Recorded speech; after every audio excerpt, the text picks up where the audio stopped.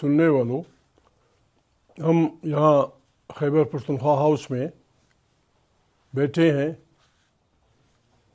جیسے آپ کو معلوم ہے کہ تحریک تحفظ آئین پاکستان، جس میں تحریک انصاف بھی شامل ہے، انہوں نے اعلان کیا تھا کہ جس انداز میں پچھلے الیکشن کو 8 فروری کو بندوق کے زور پہ عدالت، ملٹری بیوروکریسی، سول بیوروکریسی کی طاقت سے انتخابات چھینے گئے، اور جس انداز میں 2 نمبر کے لوگوں کو پارلیمنٹ میں بٹھا دیا گیا، ڈی چوک پہ بنیادی اپنی انسانی حقوق کا استعمال کرتے ہوئے انسانوں نے اجتماع کا آئینیہ کا استعمال کرتے ہوئے جس انداز میں معصوم بچوں پہ گولیاں برسا کر پاکستان کی سڑکیں ان کے خون سے لال کی گئیں، جس طرح باعزت باپردہ خواتین کو گرفتار کیا گیا، اور اب بھی 60 سال کے اوپر کے بہت سی خواتین جیلوں میں ہیں، اور ہزاروں کارکن صرف اس جرم میں ان کے خلاف FIR داخل کی گئی ہیں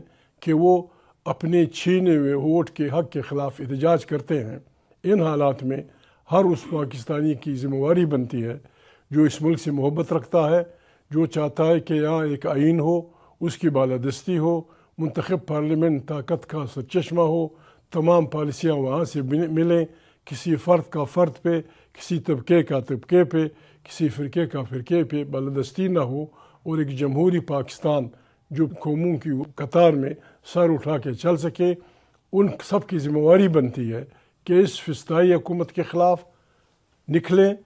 ہم نہیں چاہتے، ہمیں اپنے بچے عزیز ہیں، ہماری اپنی افواج کے ساتھ، پولیس والوں کے ساتھ، پیرا ملٹری فورسز کے ساتھ کوئی دشمنی نہیں ہے۔ ہم صرف یہ چاہتے ہیں کہ ہمارے افواج اور ہمارے ادارے بھی دنیا کے فوجوں کی طرح، دنیا کے اداروں کی طرح آئین کے دائرے میں رہیں۔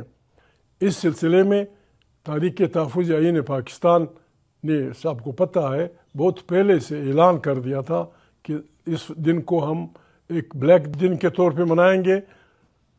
25 کروڑ انسانوں کو، یہاں دہشت گردی کی باتیں ہوتی ہیں کہ ملک میں دہشت گردی ہے، دہشت گردی وہ کیا ہو سکتی ہے کہ 25 کروڑ انسانوں کی رائے کو بندوق کے زور پہ چھینا جائے اور پھر کہا جائے کہ ہم پاکستان کی خیر کے لوگ ہیں۔ اس سلسلے میں اعلان ہوا تھا کہ 8 فروری کو وہ ہوں گے۔ درمیان میں محترم عمران خان کی صحت کی خرابی کی بات کارکنوں کے ذہنوں میں، پارٹی کے کارکنوں کے ذہنوں میں ڈال دی گئی۔ ہم اس کو اپنے مقاصد سے ڈائیورشن سمجھتے ہیں۔ عمران خان عام آدمی نہیں ہے، عمران خان 25 کروڑ انسانوں میں سب سے پاپولر لیڈر ہے۔ وہ اس وقت سرکار کی پرپٹی ہے۔ عمران کو کوئی نقصان ہوا، جس کی ذمہ دار پاکستان کی تمام سرکار ہوگی، ملٹری اینڈ سول۔ ایسی کوئی غلطی کوئی نہیں کر سکتا۔ ہمیں عمران خان کی صحت کا ضرور خیال ہے۔ میں دعوے سے کہتا ہوں کہ عمران خان کی صحت اتنی خراب نہیں ہے جس طرح پروپیگنڈا کیا گیا ہے۔ ہم اس کی ذمہ داری لیں گے۔ اصل میں ہمیں اصلی اس سے ہٹایا جا رہا ہے۔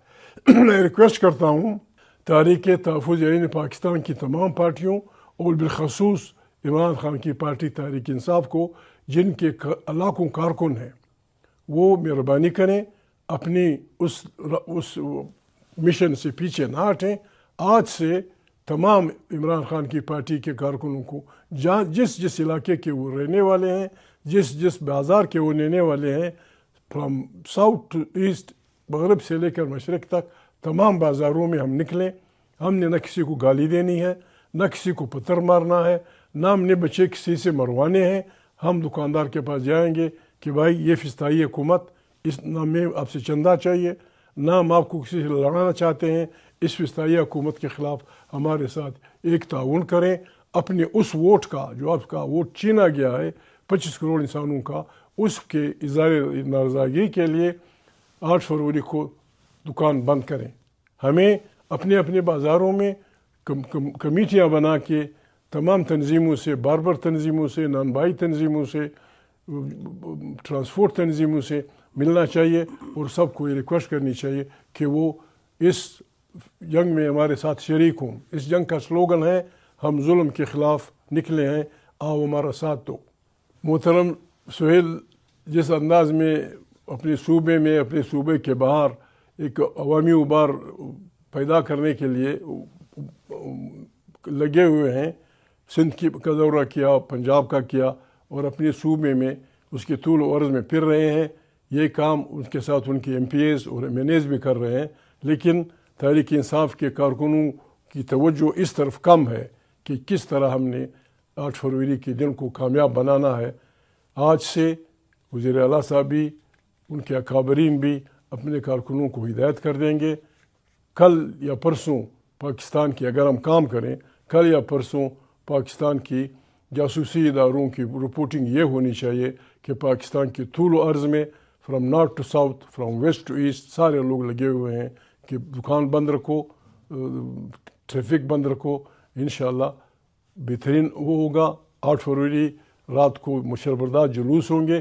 اس کے بعد اگر یہ حرکت نہیں کریں گے، ہم نے اپنی تاریخ جمہوری انداز میں، نہ کسی کو لڑانا ہے نہ کسی کو مارنا ہے، جمہوری انداز میں انشاءاللہ عوام کی طاقت سے ہم اس فسطائی نظام کو جام کر دیں گے اور پاکستان میں ایک نئے الیکشن کی فضا پیدا ہوگی.